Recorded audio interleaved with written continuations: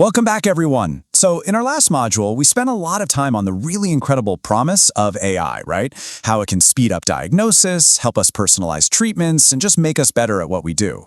But you know the saying, with great power comes great responsibility. And to be truly responsible clinicians, we absolutely have to look at the other side of that coin. So today, we're going to dive into a really critical and, maybe a more challenging topic, the very real limitations and risks of using AI in our day-to-day practice. This quote from the Hastings Center just hits the nail on the head. It perfectly captures this tension we're all living in. The potential is huge, but so are the risks. Now, our job isn't to be afraid of the technology. Not at all. It's to master it, to really understand and manage these risks. And why? Because our fundamental duty, to do no harm, well, now that extends to the very digital tools we're using to heal our patients. So to get our heads around this big topic, we're going to look at it through 6 different lenses. We'll start with what I like to call the ghost in the machine, the algorithms themselves. Then we're going to turn that lens around on us and our own tendency to rely too much on these tools. We'll dig into the data that fuels them, the big questions around access and fairness, and of course, what happens when things go wrong. And then we'll pull it all together into a framework you can actually use in your careers. All right, let's start with the most basic risk, the ghost in the machine. Now, this isn't some sci-fi movie about AI taking over. No, it's about something way more subtle and frankly more insidious. It's about the very human biases that we unintentionally weave into the code of these systems.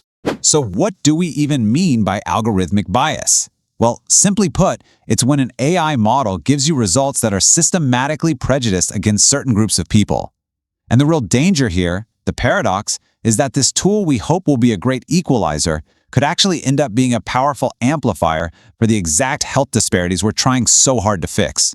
So where does this bias even come from? Well, it can sneak in from the data we feed it. For example, if you train a dermatology AI almost entirely on pictures of light skin, it's going to be terrible and frankly dangerous when it tries to diagnose a condition on a patient with darker skin. But it also comes from the data itself, which reflects generations of unfairness in our society.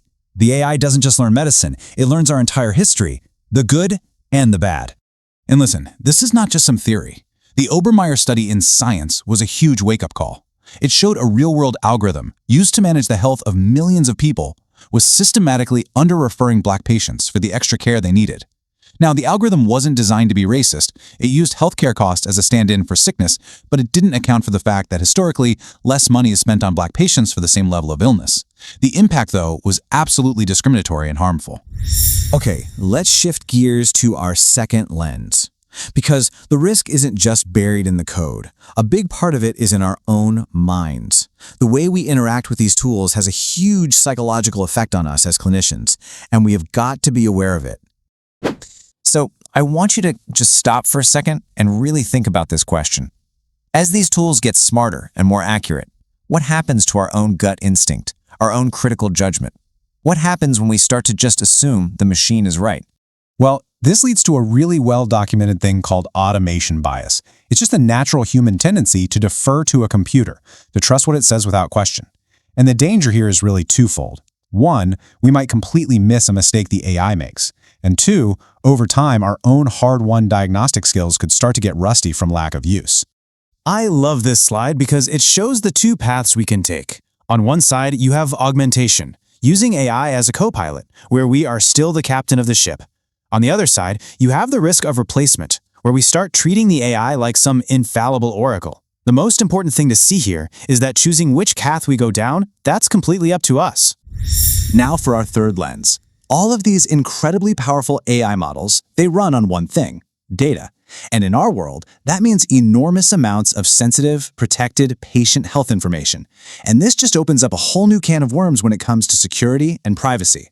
One source called this a lethal trifecta of risk, and that's a pretty good way to put it. Think about it. AI systems have access to our most private data, they can talk to the outside world, and they're constantly exposed to untrusted stuff from the internet. This combination creates what the cybersecurity folks call a massive blast radius. It means a single little vulnerability can have just catastrophic consequences for patient privacy. And we're not just talking about the kind of hacking we're used to. We're facing brand new kinds of threats. You can think of prompt injection as basically tricking the AI into ignoring its safety rules to spill confidential info. Data poisoning is like secretly feeding the AI bad data while it's learning, so its knowledge is corrupted from the start. Attackers can even use a model's public answers to try and piece together the private patient data it was trained on. These are threats that our current rules, like HIPAA, just weren't built to handle. Okay, let's zoom out a bit now to the whole system. For our fourth lens, let's talk about how putting AI into practice, even if it's a perfectly designed tool, can create brand new kinds of inequity in our healthcare system. The simple reality is that building and buying and maintaining these AI systems is incredibly expensive. And what that does is create a new kind of digital divide.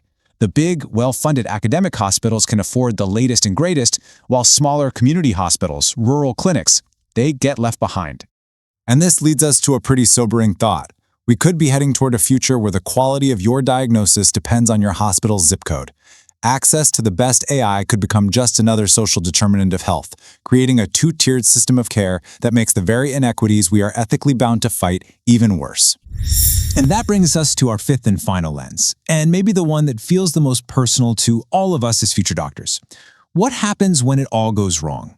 When an algorithm messes up and a patient gets hurt? Who's responsible? A participant in a recent course asked this exact question, and it's the one that keeps clinicians up at night.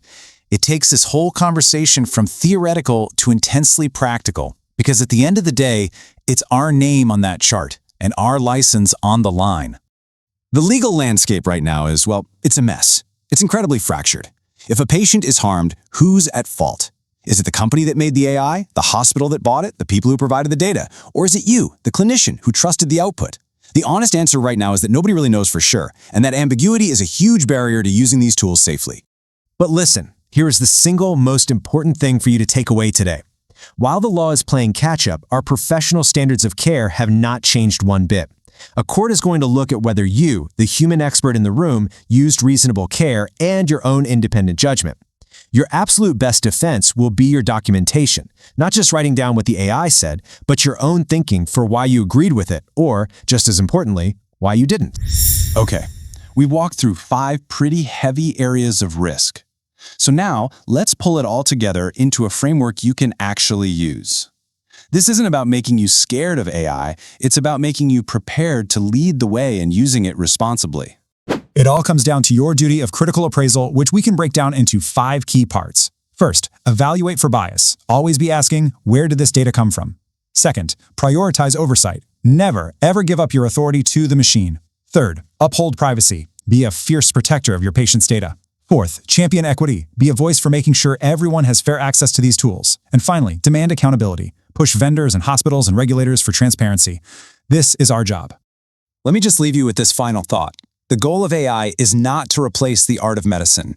It's to augment our clinical judgment, to free us up from the boring stuff so we can spend more time actually talking to our patients. In this new age of algorithms, your expertise, your critical thinking, and your empathy, they aren't becoming obsolete. They are becoming more important than they have ever been. So we've now mapped out the territory of risk. We see the challenges: bias, over-reliance, security, equity, liability. And that leaves us with a really big forward-looking question. How do we as a profession build the new ethical frameworks and the new guardrails that we need for this new era of medicine? And that, well, that's the perfect jumping off point for our next session, Module 7, Ethics, Law, and Professional Responsibility. Thanks, everyone.